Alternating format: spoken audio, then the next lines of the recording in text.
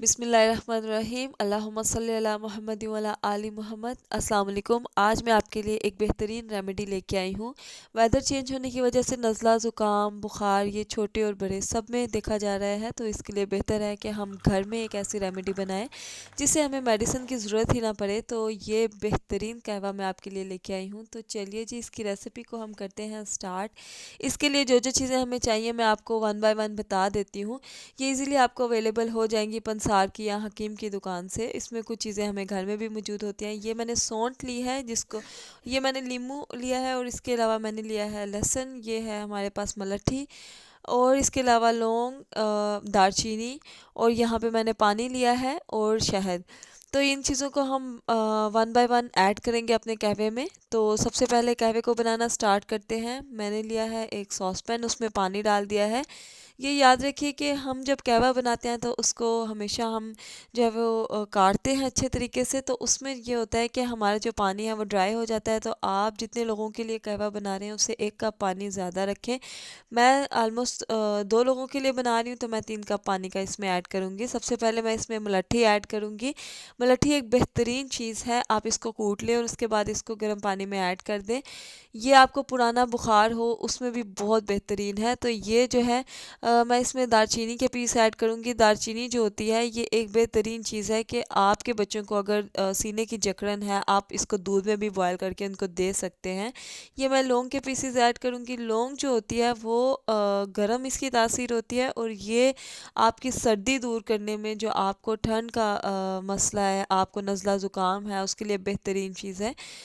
ये छोटी इलायची मैं इसमें ऐड करूँगी, 3 अदद। छोटी इलायची जो होती है वो हम सबको पता है कि ये गले को साफ़ करती है। तो ये आपकी सांस को बेहतर करेगी और ये आपके गले को साफ़ करेगी, ताकि जो आपका सीने का मसला है या आपकी खांसी है उसमें ये बहुत बेहतरीन जो है वो अपना रोल प्ले करती है। ये मैं इसमें लहसुन ऐड करूँगी। लहसुन के मैंने 3 जवे लिए हैं, इसको कूट लिया है। लहसुन जो होता है वो एंटीबैक्टीरियल होता है, और इसके अलावा आपको अगर सांस का मसला है तो उसके लिए भी लहसुन का कावा बहुत बेहतरीन होता है। आप इसको उसके लिए भी इस्तेमाल कर सकते हैं।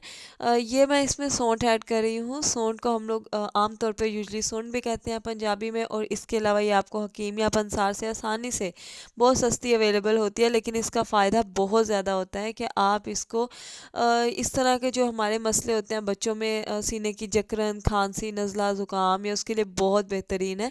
तो ये वैसे भी एंटीबैक्टीरियल होती है, और इसके अलावा ये है कि आप इस कावे में ये जब सारी चीज़ें ऐड करते हैं तो आप यकीन करें कि आपका जो भी मसला है ठंड का, वो इंशाल्लाह ज़रूर हल हो जाएगा। तो आपने कावे को अच्छे तरीके से काट लेना है। जब ये थोड़ा सा ड्राई हो जाए, आप एक पुरानी छलनी लें और इसको स्ट्रेन कर लें।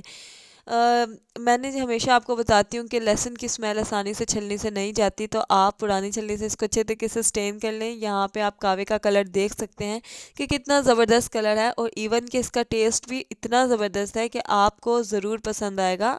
ये ना ही कड़वा है और ना ही कोई ऐसा बद जायका है, ये बहुत मज़ेदार कावा है।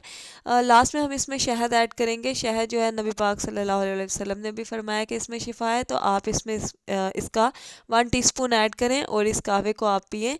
इंशाल्लाह आपको इससे ज़रूर अफ़ादियत होगी। उम्मीद करती हूँ आपको आज की रेमेडी पसंद आई होगी। अगर आपको पसंद आई है तो चैनल को सब्सक्राइब कीजिए, वीडियो को लाइक कीजिए। मिलते हैं इंशाल्लाह नेक्स्ट रेसिपी में, तब तक के लिए अल्लाह وظننت हाफ़िज़। أنا أني بذلك حزت غنى فوجدت أني خاسر فتلك مظاهر لا لا لا نحتاج المال كي نزداد جمالا